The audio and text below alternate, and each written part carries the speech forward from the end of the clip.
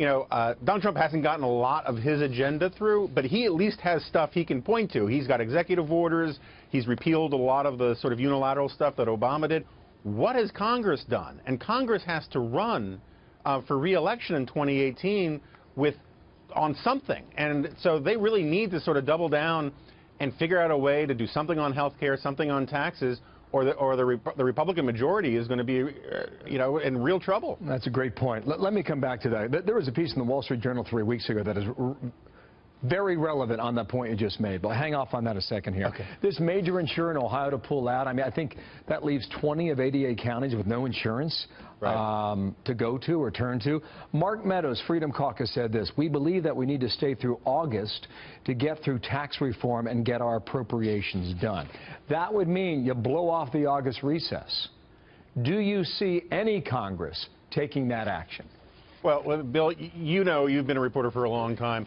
Washington, D.C. in August is about the seventh plane of hell, and everyone wants to get out of here.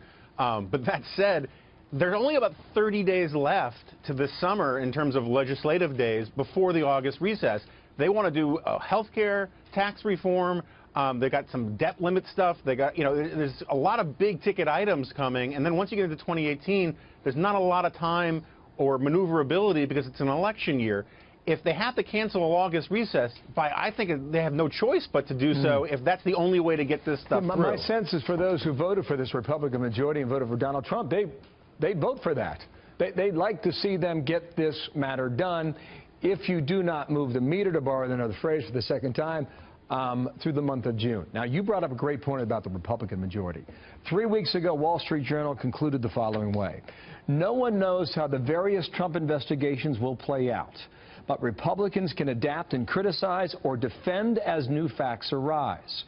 Whatever happens, they'll be in a stronger position if they do not squander their current majorities as Democrats hope they will." Jonah, therein lies the game in your town today. No, I think that's exactly right. Look, Republicans haven't been in power for a very long time. They haven't. A lot of them have forgotten or never knew how to legislate. And one of my hopes, criticisms aside of Donald Trump, one of my hopes is whoever was president, that the Republicans would get back to the sort of proper constitutional structure, which says that the Congress is the first branch of government. They should be churning out legislation regardless of what Donald Trump is tweeting, regardless of what Donald Trump is doing. But instead, because of about 60 years of inertia, this city is designed to follow the president's lead.